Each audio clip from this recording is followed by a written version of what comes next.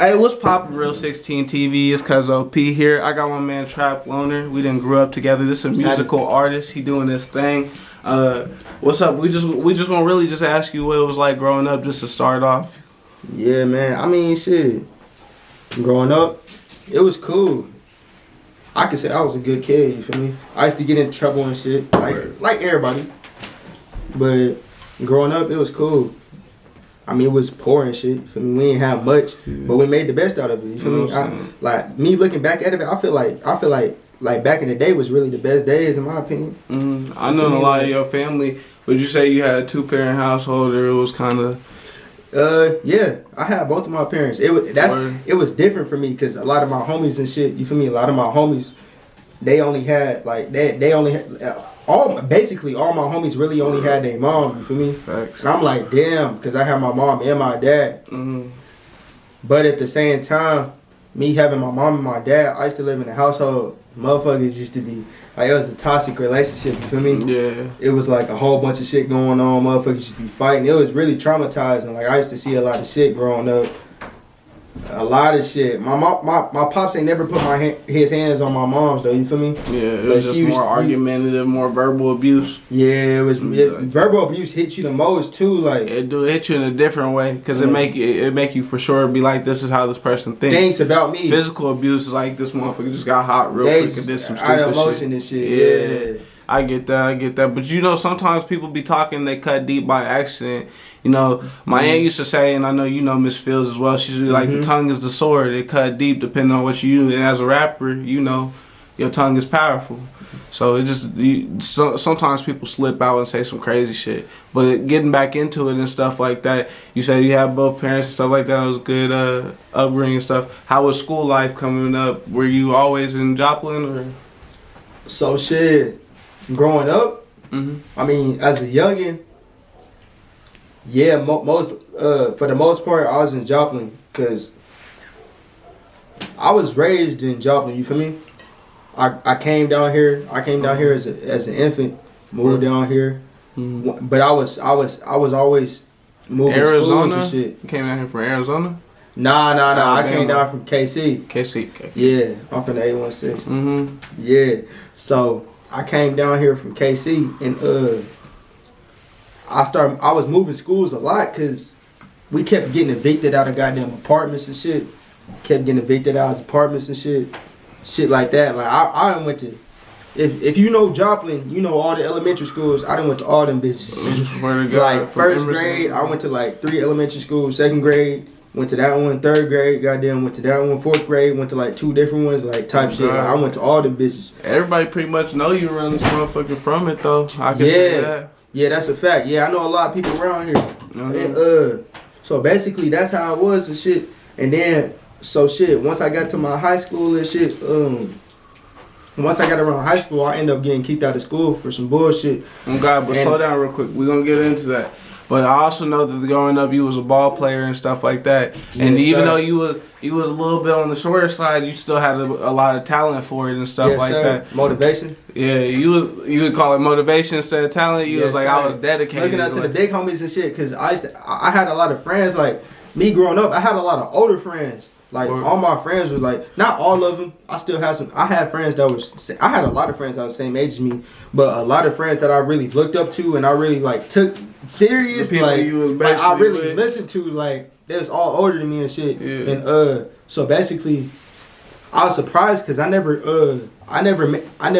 played sports growing up and shit like as a minor and shit, because you know we ain't had money like that, so you know you had to pay like a $200 play a season or some shit like that. Yeah. So I never played growing up and shit, and once I hit the stage of like you got to make the team, 7th grade. I ended up making the team. And I was surprised as fuck. I'm like, damn. Like I was surprised. I swear to God, when my 7th grade year when I made the team, I cried. Cause I did not know I was gonna make the team. Like I was really I tried my best, but I just knew I wouldn't make the team because I used to always think of myself like I'm too short to do this. I'm just too little. But my effort, my coach seen it in me. My effort, it just played out. And I'm making the team and shit. Yeah, the Napoleon complex.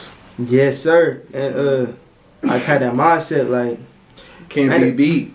Yeah, like I didn't. On God, like I go against the biggest. I go against the biggest nigga, like David and Goliath. Yeah, like that's the type of mindset I had at the time. So shit. So yeah. So was that the only sport that you liked to play? Nah, my freshman year. My 8th grade year, I played all sports. I did track. I played football. I played basketball. You wrestled? Yep. I used to wrestle. I lost one wrestling match. I was almost undefeated in that bitch. And the only reason why I lost, cause it was my first match too. I lost my first match.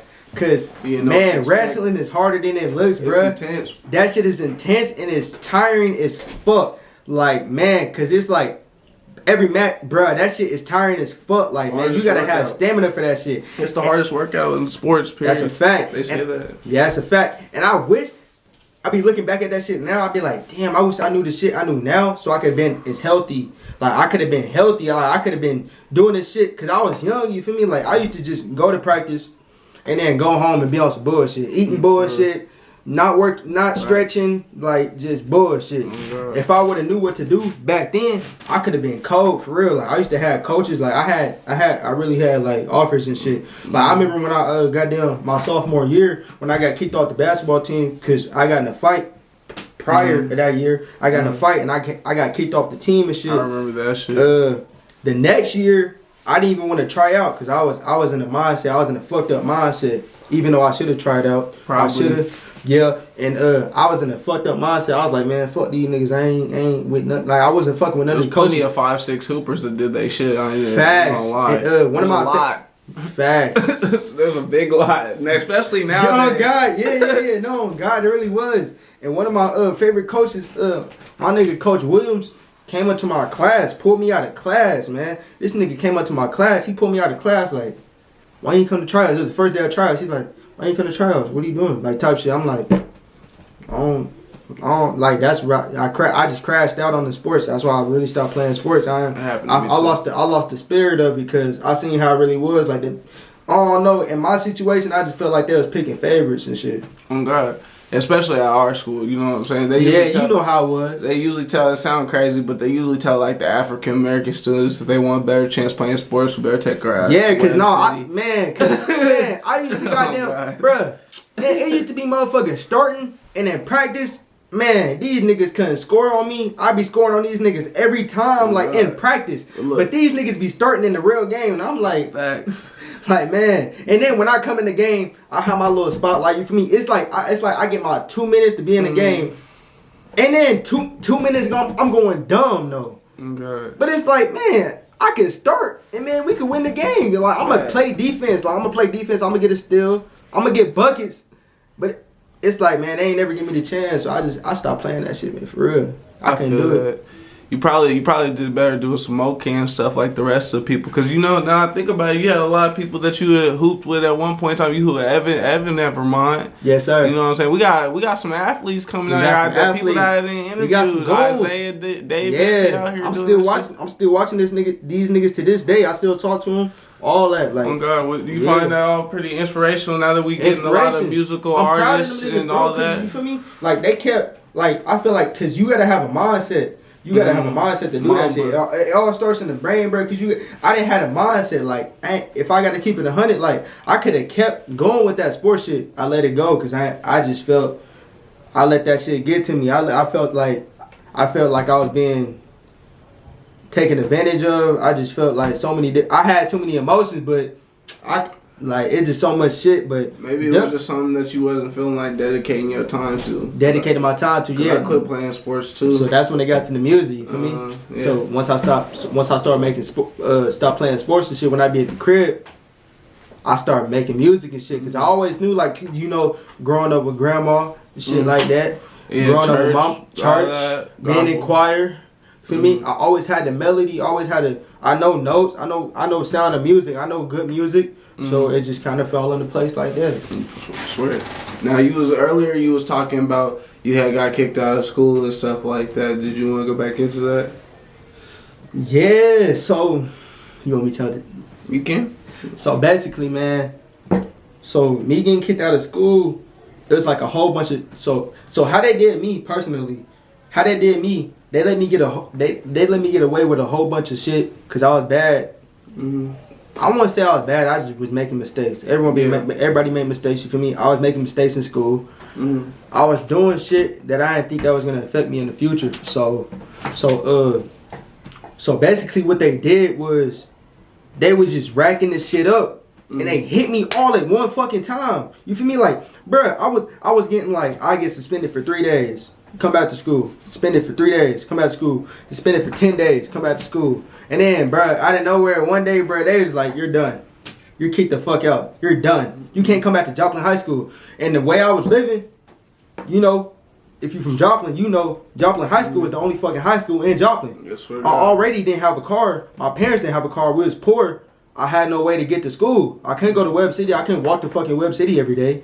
So I had no fucking choice. And then so I was fucking, man, I remember I was begging them to come back to school and shit like that. Like, and then that was like the only way you come back to school, you gotta go to this school for a whole year. So I went to that. Man, I had to go to a goddamn Beacon school. Fucking be in that bitch for 8 hours a day. School. Yeah, you can't. If you speak, you goddamn. If you speak, you get a goddamn like you get like 3 chances. Like if you interrupt the class, like if you speak or do any, like you literally got to be in that bitch like this all day. Can't speak, you can't do shit, bro.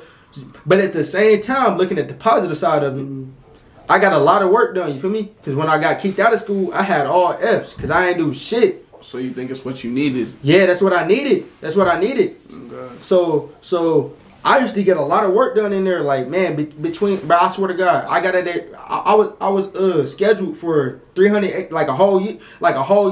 Like I was scheduled for not 380 days in between, but I was scheduled for 2 semesters of that Beacon school shit.